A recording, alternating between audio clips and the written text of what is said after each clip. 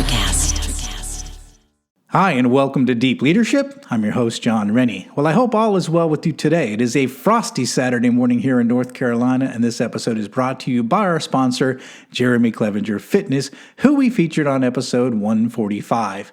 Now, if you've listened to the show for a while, you know that Jeremy helped me get in the best shape of my life in 2022, and he is helping me push that even further this year. So if you're working on your health and fitness goals in 2023, I highly encourage you to put Jeremy in your corner. I guarantee he will help you reach your goals this year. There are links in the show notes to find all of his services.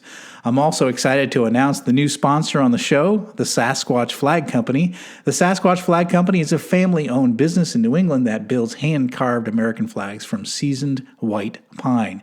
Now, if you watch these episodes on YouTube, you will see one of their flags behind me in the studio. I love these flags, and I've been giving them as gifts for years.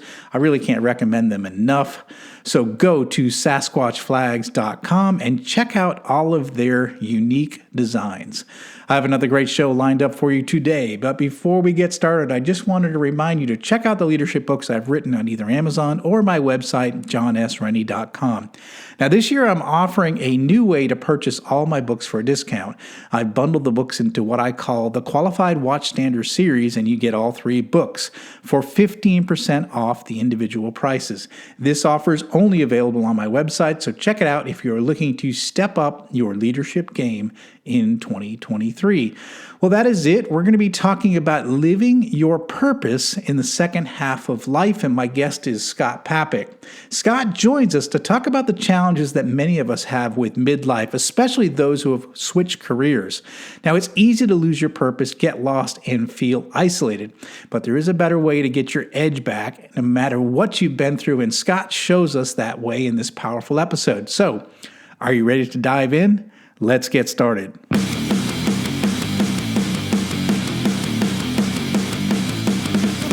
Welcome to Deep Leadership. Leadership is a people business. That's the philosophy of your podcast host, John Rennie.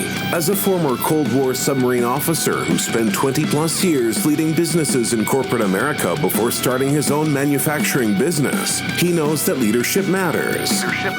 Are you ready for some real-world actionable advice from John as well as his expert guests? I'm ready. The show starts right now. Welcome to the Deep Leadership Podcast. Today I'm joined by Scott Papek. Scott spent 20 years in the music business as an audio editor, directing and shaping stories from elite on-air talent and bands that have sold millions of records. This began a lifelong learner's quest to understand other people's journey in all sectors of life. Today he serves as a mindset coach, helping individuals discover their purpose, train their mindset to authentically live it, and help them communicate it to the world.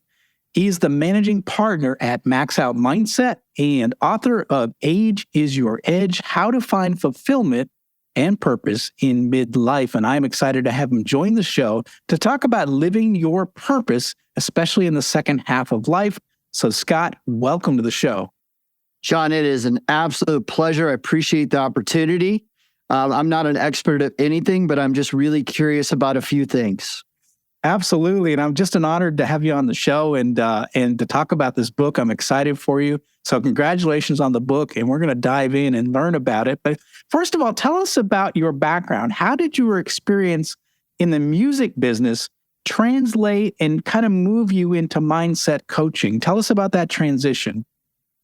Well, I will start by letting you know that I was a terrible student. I grew up at an age where you're told to go get a college degree, go get a job at a, Fortune 500 company, put on the suit every day, work there for 40 years, get your pension. There you go, right? Yeah. Well, school is not for me. And I was panicking. I didn't know what to do. And I started to search outward of people that were making a living doing something that didn't require education. And that really led me down a path to the music business, because if you can get your foot in the door, which is hard enough, they don't care about your grades. All they care about is that you better just grind, and you got to get in there. And, I worked for free my first 2 years, at full time for them. I came in as an intern, and just through the odds of everything working out, it wasn't because I was talented. It just people got fired. I ended up making a 20-year career out of it, but I didn't make any money the first 2 years. And I really just studied these individuals, these on-air talent. I had so much talent where I started in Omaha, Nebraska. 3 of them went on to work at MTV. We had some bands that went through there that sold millions of records. So I just soaked it all up. And that became my like lifelong journey of just understanding people and trying to understand, why are they going for it? Why are they showing up every day? Like, what's going on there? I want to know, right? Because so many people don't. And I was so scared to death that if I got fired from the music business, I wouldn't know what else to do because I didn't have my college degree. So that's how I got in it. And then once I got in it, I carried many hats. I enjoyed them all, and I did that on purpose. But really where I found my flow was really sitting in an audio studio, working with on-air talent, conducting interviews, research, and then interviewing the bands, and then just, grinding let's say a 90-minute interview down to 20 minutes that just smokes, right? So when you've done that for 10, 15 years, sitting in a dark studio, listening to people, you learn a lot. Yeah, absolutely. Yeah, it's interesting because I a lot of my, experience as a leader came from my days on the submarine where you just were intimate with people all day long. Yeah. Or 7. So I learned how to interact with my bosses and the people that worked for me because I was, you were constantly, there. So similar to you, I was in that environment where I'm just interfacing with people all day long with no relief. So you gain all this extra experience. You learn people, and you learn how they're wired and the likes and dislikes. And in your case, you're seeing these super talented people, and you're seeing what motivates them and what's driving them to be as successful like they are. Yeah, I mean, they show up every day. Because if you don't, you get fired. Yeah. So you cannot take a day off. You have to perform every day. Very interesting. So now you're in the world of mindset coaching. Explain to our audience what that is. What does a mindset coach do, and how does that help people? So the whole coaching industry is just weird, right? At the end of the day, I help people get really clear on their stuff, get some courage going in them, and then create a plan to get them to show up every day. Let's get these habits and routines going. How are we going to get there? Not everybody's as disciplined as you, John, getting up and grinding in the morning. And the book is really written for the non-disciplined person because at heart, that's who I am. I've just been this creative that just gets up and grinds, but without a lot of structure in my life. And the problem is when you're that type of person, which I would say most people are, is that when you're seeing people saying, get up at 4 a.m. and go work out and go do this and that, that's great for them. That's really good for them. But that's not what motivates me. So I need to understand what motivates that person, right? Telling a person that struggled with their weight their whole life, like myself, go to the gym, eat better. Come on. It's not that easy. It's truly not that easy. So that, it's all in your mindset. So that's really what I'm doing. I'm a mindset coach. I have to get you straight in your mind. We have to get to the bottom of the problem of why we're working the problem. We're finding the problem, and then we're gonna create a resilient and positive mindset to get ourselves out of it. I love that. Get to the root cause, fix it, change your habits to where you're, every day you're focused on what your purpose is. And I'm sure. You have to look at that thing every day because the one common thread, that I seen in the music business was you have to fall in love with something. You have to fall in love with your instrument and play till your fingers are bleeding. Because there's zero hacks in the music business. There's zero hacks in life. What is going to get you to show up and do that every day? Right? So you have to love it. So to me, it's got to be your purpose. It has to be whatever your purpose is. And that's okay. It can evolve. It can change. But you got to start somewhere. You got to go, yep, there's my North Star. I got to get up to do that. Got to get up and do that. To take out all the overthinking. Yeah. I love how, like, Angela Duckworth calls it grit. And when she defines grit, it's passion and persistence towards a long-term goal. You have something you're so passionate about. It's your purpose. It's your North Star that you're willing to do anything to be able to achieve that. Like you said, playing until your fingers bleed, right? That's a passion, and you're willing to do whatever it takes to reach your purpose because you have a clearly defined purpose. And I think a lot of people don't have that. They wake up, they go to work, they come home, they eat dinner, they watch Netflix, they go to bed, and they don't have why are you here? The purpose, what's your purpose in your life and what are you doing here? I think, and so we're going to get into the book in a second because I think you're going to help us with that purpose finding. But one of the things I wanted to say was your purpose was really interesting. You say your purpose is to help others discover their full potential and authentically live it so they can lead a life of clarity, confidence, and without regret. And that's super powerful. And I was just going to ask you, how did you come up with your purpose? Because that's very clear that you want to help others. Yeah. So part of the process of my book, it's really a guide I made through myself, like learning, just self-learning. One of my jobs in the music business, this is before YouTube and it really social media. And I was living in Los Angeles and I was working under an A&R director, A&R artist relations. So their job is to find the next big band. These are unsigned bands. So he would send me out 3 nights a week to go watch 4 bands a night. So I would go, it sounds cool. It's not. Driving around LA, not making much money, just, fighting traffic. I got to be at this venue at 6, this one at 8, this one at 9. But my job was to find talent. And so when you do that repetitively, the lead singer is your quarterback. I mean, if we were going to talk NFL, that's your quarterback. But most times the lead singer wasn't the talent. Maybe it was the drummer or the next band. I'd be like, their dancer on stage, that's the star. Or maybe if I talk to the manager, I go, yeah, he's the star.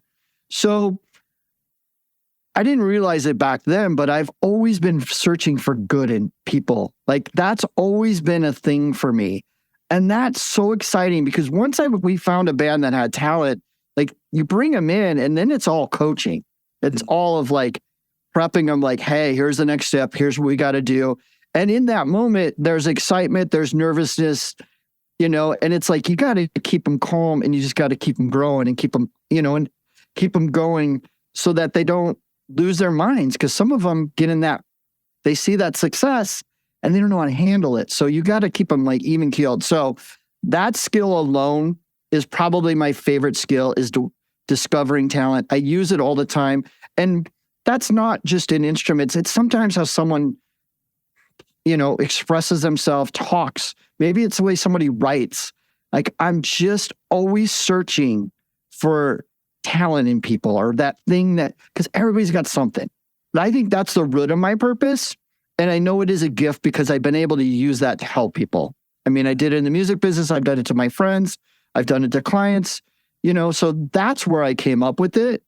That's what brings me joy.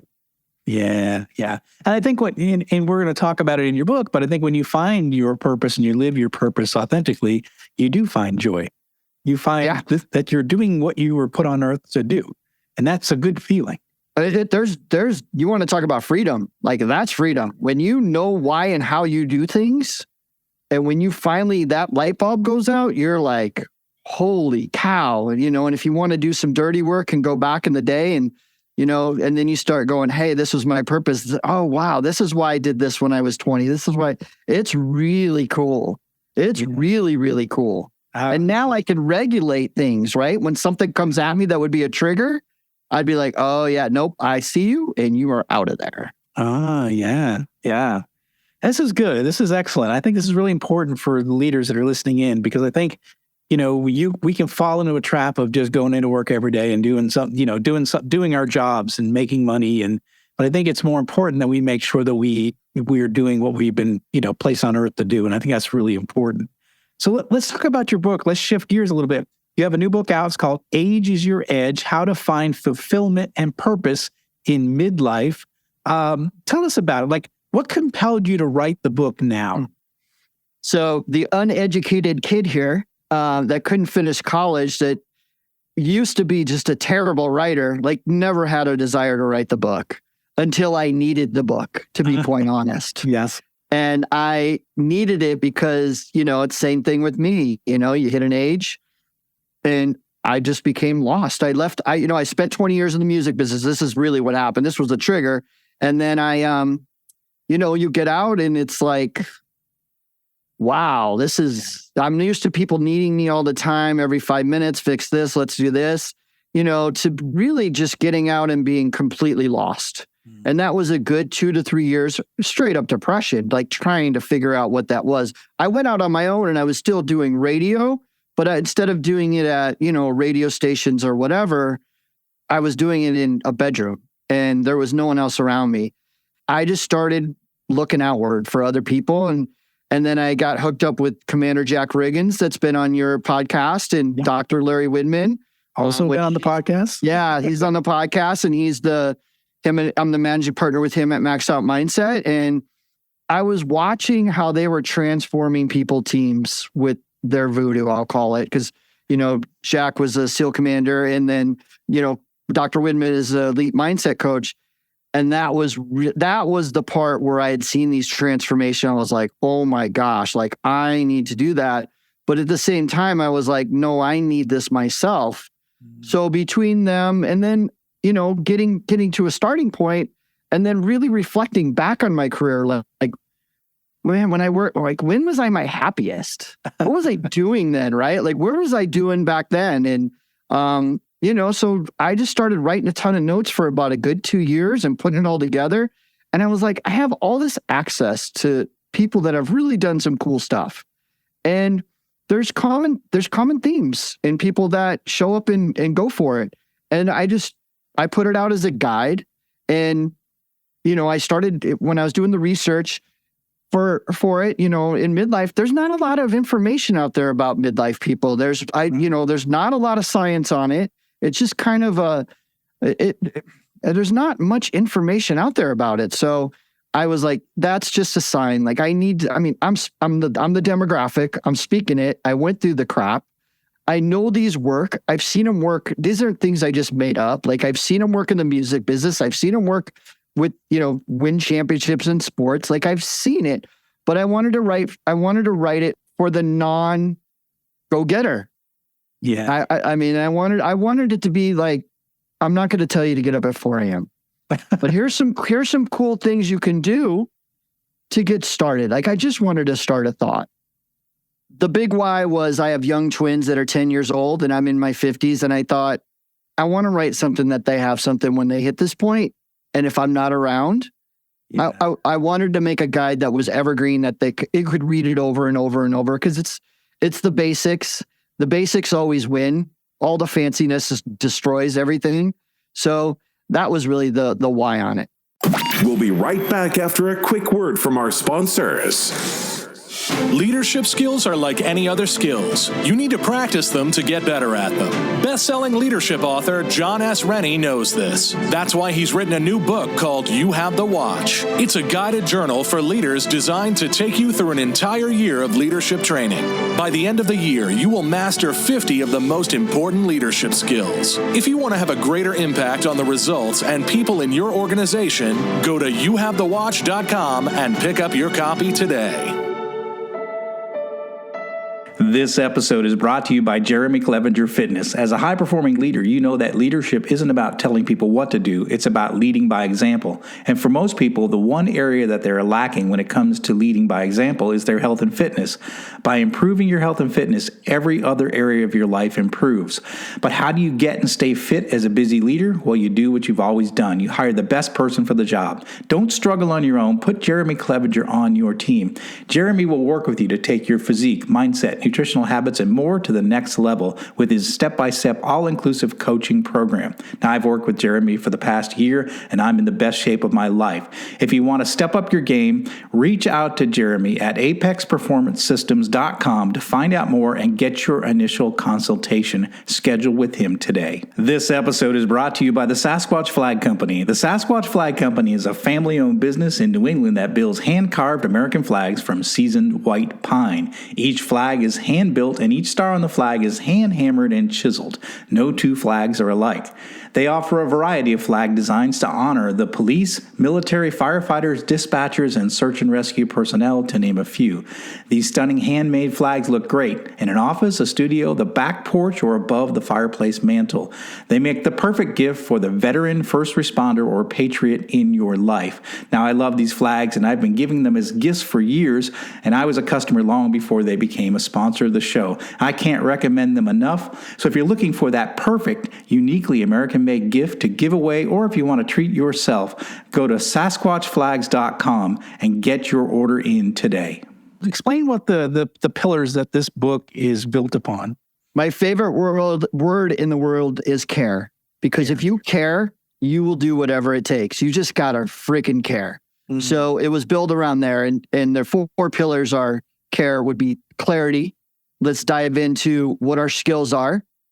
What are our passions? What are our dreams? What are our core values? Maybe take a personality test just to see what they tell you. And then how can you put all that information together?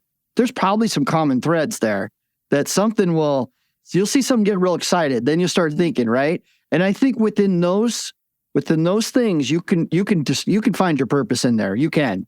And then for the A is acceptance. A lot of bad things happen to good people growing up. Unfortunately, a lot of people hang on to that. Eventually you got to rip the Band-Aid off if you want to be able to move forward. But there's probably a lot of shame with that goes, or maybe you did something dumb in your 20s and you've never been able to get over it. So you got to accept that. And I highly suggest, if it gets uncomfortable for you or brings up some triggers, reach out to a professional. There's no shame in getting help from professionals. And then the R would be resilience. You got to do hard things, man. You got to do hard things for any kind of growth. And that isn't dangerous. And that doesn't mean you need to go run a marathon. That just means you need to start doing some things that you just don't want to do. And I think that's why the cold showers are a big thing, because that's something that's pretty easy you could do for a good 20 or 30 seconds. I always say, get in a yoga tree pose. When you fall out, get right back in it. Just keep going. Get back in it. But for me, anytime you have growth and things that you just don't want to do, like I hate running more than anything in this world. I made myself do a marathon because I thought that is what I don't want to do, but that is what I need to do. And you know what was weird? When I ran my marathon and I trained for all that time, I popped out a book. I got much better efficient at work. Like all these cool things started to happen, right? But you can't grow without any kind of resilient training. Somehow, some way. And then the last one is expressive. Like when we get clear inside, how do we take that from internally to externally? Like, yes, it's our art form. We all have our own art forms. It's easier said than done, but the problem is, and the number one killer of this whole thing is people care too much about what other people think. So can you be authentic in a group of people? Or do you just want to join in and just throw out all your values and go, yeah, I agree with you guys, or just, do dumb things and say things you don't even mean. So that's really that's the four pillars that I really focus on. I love that. It's such a great way to structure this book, because those are certainly the big things that you got to sort through when you're going through this, this time. And I was going to ask you about that. Why midlife? What ends up happening to us? I mean, what are some of the challenges? Why do so many people face a crisis? And why do you think that we need a book like this for people who are going through that sort of change in their life? Simply, when all the busyness stops, you're stuck with yourself. Yeah. I mean, and you better like yourself, because if you don't, you're going to be swimming like I was for 2 or 3 years once I got out of the music business, right? So midlife's an interesting stage. Kids leave house, parents get sick, people close to you die, you have to start worrying about your health. Like, your mindset starts to begin to change. I think what you hit it on the nose. A lot of people just been going through the motions for a long time. Yeah. And you finally got to get a point where, when is enough enough? Like, when are you just tired? And, I appreciate, it's a privilege every day to get up. Like, I don't tolerate crap anymore. I don't need to be around people I don't need to be that aren't making me a better person. I think at the end of the day is we distract ourselves from figuring out who we truly are. Yeah. And then, and we get to a point where we say, is this it? Like, what is this all I'm going to be? Or is there another chapter in this book? And my listeners know I've turned the chapter a couple of times in my life. And, 7 years ago, started my own manufacturing business, started writing books, started doing a podcast, sharing what I've learned over this long journey of leadership. But it's really like, oh, wow, I found my purpose. I found what I really enjoy doing, which is teaching people about leadership, teaching people about, to get the best out of their teams and to be a good boss. And I'm passionate about this thing. So it's not work. It's fun. It's something that energizes me. And I feel like I'm giving back after having, a long career. So, but I think when you find your passion and you're living it authentically, there's so much, it's easy to get up in the morning because you're excited. Like, I got an interview tonight. I can't wait to meet Scott and talk about this new book, So I'm excited about what I do. And versus, I got to go to work today, got to pay the bills, I don't know. For me, at least, I think, leaving corporate, becoming an entrepreneur, doing some of this creative stuff has been great for me because I've really found what I enjoy doing. And I want to just ask you a question. You mentioned something that's kind of interesting. You said you think everyone is creative and everyone has a creative outlet or should have a creative outlet. Explain what that is, because I think some people might be listening and say, well, I'm not creative. I'm an engineer. I'm an accountant. I'm not creative. But explain what you mean by that. It's so interesting. If I don't hear that once a day, it's fascinating. I think people, go straight to, well, I don't paint, I don't draw, I don't take pictures or whatever their art form is. But like, did you make a decision today? Did you ask a question? Did you lead a team? Did you guys come up with a new idea? Making dinner. What am I going to wear today? People don't give themselves credit. I'm going to just say that right now. We're the hardest person on ourselves. In our brain, we're telling us so many things we did bad today, but instead, we've done so many cool things. Going for a walk's being creative. You're looking, you're searching, taking a picture with your cell phone. I always tell people when they're not creative, I'm like, yeah, go take me 2 pictures on your cell phone of something cool you see today. Send it to me later.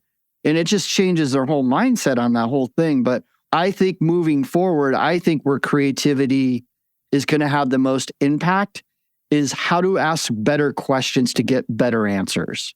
Mm-hmm. And I think that's where we're heading, especially with AI. Yeah, I definitely see that. I know I get an opportunity to speak to high school seniors at this one school I go every year. And one of the things I talk to them about is the message is don't be a nub. And that's an expression from the Navy, which is a non-useful body. So don't be a non-useful body. And I tell them, I say, don't be a consumer, be a creator. And I think that we live in a world where we can consume. We could live all day consuming Netflix and sports and Twitter and YouTube, and we could just, we can consume all day long. But that's not what the human experience is about. It's about being creative. The people that make a dent in the universe are the ones that are the creators, that are putting something out and finding what their passion is and getting it to the world. And is that what you're talking about? It's like find that thing that is uniquely you. Yeah, I think creativity is really so aligned with self-discovery because it's digging deeper and not because creativity, 99% of creativity is a revision. I mean, I've been a creative. I mean, you're talking if I edited down a 90-minute interview, that might take 3 days and I don't know how many different edits. Like you just don't know. And so that's why I love it. Creativity, 99% of it is it's never done. And I also think about it as resilience. If you want to do something resilient, do something creative because once again, you can never really master it. Yeah, exactly. Yes, it's never ending. And you, like you said, you can never master it. You can only just keep getting better. Yeah. You just keep getting better. Yeah. I like that. It's, it's like playing guitar. You can never feel like you're perfect. You're always like, trying to get better, trying to master it, trying to get better. But you are better than you were 2 years ago or a year ago. But yeah, mastery is something and so difficult things challenge our brains. It challenges our hand-eye coordination. And doing difficult things is really good. It's really important in our lives. So I love this. And resilience is a big part of that. I love it. Based on your experience, why do so many high performers, they'll struggle when they leave their craft? I've told the story before. I struggled for 7 years after I left the military, trying to figure out who I was and what I wanted to do with my life. Why is that such an issue where people who are high performers and they make a shift or change and they really struggle? Why is that? I can't speak for everyone, but I'll speak with, I work with, a couple of ex-NFL players, Danny Woodhead and Matt Slauson. We talked about that a lot. And, also Jack, when he left the SEAL team, he really struggled with it also. So through that lens, those are two really good examples. And I think anybody can apply this to, if you're a CEO, leader, whatever, is that there is a cost to being great. If you want to be the very, very best of what you want to be, you're all in. The negative is you're all into one thing. Yeah. And you're also working with a team, and all the team is trying to win. All you're doing, everybody is showing up wanting to win every day, every moment. Yeah. And the problem is when you get removed from that career, you think that's how the world works. Yeah. It does not. Yes. And you've been in this structure every day with the same leaders, the same teammates of just showing up and doing everything it takes to win. And you come out in the world and you realize nobody's like that. Mm-hmm. And I think that is a hard lesson to learn when you come out. I don't think anybody prepares them for that. I talk to a lot of veterans who all of them have a story of trying to reacclimate to the world where everything seems so different. For me, I struggled for 7 years trying to find my way. Like, where do I put the rudder in? I don't even know what direction. I wanted to be a submarine officer. I did that at 24. Now what do I do? Yeah, think about that. 24 years. A lot of NFL players, like 30, they're done. Like they're, and so and they've been doing that every day since they've been 10. Yeah. So then, and that their purpose has been to be the best athlete they can be, for their team and do put their body in every situation they can to win. And so then, they come out and that's all they know. And it's nothing against them. It's all they've just been fighting for, and they're great in it. And they've crushed life. They've crushed their goals better than any of us could do. But now we got to get back to the basics, man. You got to go back to the basics, and it's like starting over. And that's why I would say you have to find a purpose. Yeah, you have to. Yeah. All the busyness goes away. That's just the best way I can put it. All the busyness goes away, and you are stuck with yourself. And what do you know? That's the way I felt coming out of the military. It just the life went slow. People just don't give themselves credit. And I don't know if I've said this earlier or say it again, but we made it this far in life. Like, we have cultivated skills. Yes. Now, yeah, there's stuff, there's greatness in you. You just have to get out of your head. And if you kind of find a mentor that can help see what you can't, get them. Yeah. Yeah. This is such good stuff. Absolutely good stuff. Scott, we just scratched the surface of this book. I want to encourage people to take a look at it. It's called Age is Your Edge. I highly encourage you to check this out. And really, we talk about midlife, but really it affects you at any point in your life, especially if you're making a transition from one big career to something else and you're struggling. This is the book. This is what you need to read to get yourself back on track, to find your purpose, set that direction, put your rudder in the water. And really, there's a lot of great life to be lived once you figure out what your purpose is. So highly encourage listeners to check out this book. Scott, how can people find out about you, this book, and your coaching and training programs? I'm going to send you to just scottpapek.com. That's probably the best place. I'm on LinkedIn, and then I spend a lot of time on Instagram because creatively I love to take pictures. I am on Twitter a lot too.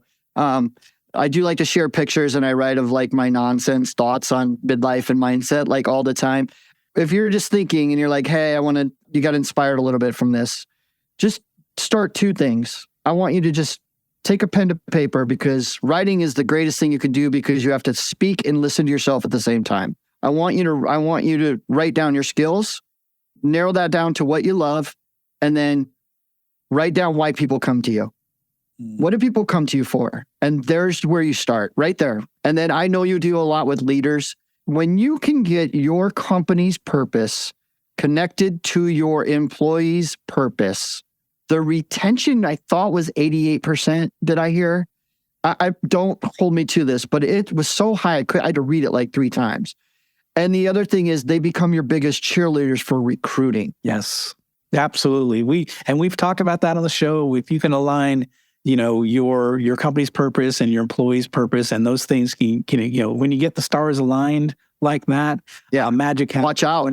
Yeah, because you'll go far as a company, and it's really important. So, and if people are if people are doing what they've been put on earth to do in your company, which is your unique company doing what it's uniquely meant to do, that's when the magic happens. And so purpose is a big part of that, but both on your employees and the company's purpose. So very good point, Scott. I appreciate you bringing that up, because purpose is a big part of leadership as well. Yeah, no, I appreciate the opportunity. The book's on Amazon. You get it at scottpapek.com. And I'm such a fan, John. And I've literally, this is the first podcast I've done, and I like being the guy behind the mic and making everybody sound incredible. But the minute you reach out to me, I'm like, yep, you're going to be my first, and that's it. Absolutely. When I saw the book, I was like, Scott, we got to get you on the show, and I'm glad we were able to do it. I'm going to put links in the show notes for all of Scott's resources. I highly encourage you to check out this book, check out his work. He's got lots of videos. We didn't talk about it, but he ran a marathon, and he videotaped it and just talked about his process through. That was great. I love the video, and he's got a lot of great resources out there. And if you're struggling and you're thinking about like, what am I here on earth to do? Scott's your resource. Look up his website. We'll put the link there, and he'll help you figure that out. So, Scott, thanks you so much for coming on the show and sharing this important work that you're doing. And I'm humbled. Thank you. Thanks again. Well, that's it for today. Thank you for listening to Deep Leadership. If you like this podcast, please subscribe and share so we continue to build a world with better bosses. Until next time, this is John Rennie saying take care and lead well.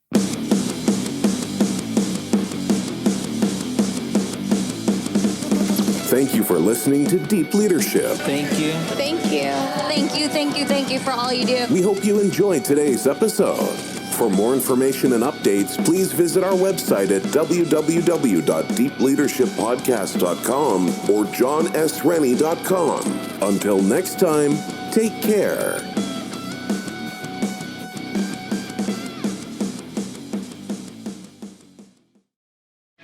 If you're a working professional wondering what's next for your career, you've come to the right place. Whether you're looking for a promotion, growth, or a potential career transition, look no further. With over 30 years working in a variety of industries, I share my insider knowledge with those ready to get ahead on Career Advancement with Craig Ansell. Tune in to get your strategies for success. Hey, it's Tim from 50 Years of Music with 50-Year-Old White Guys, the comedy podcast you had no idea you needed. Join Ben, Jeff, and me as we continue our musical road trip back through the years and around the globe. See, just when you thought all white guys were like Joe Rogan, you come across 3 educators trying to remember when we were cool. 50 Years of Music with 50-Year-Old White Guys. Electric acid.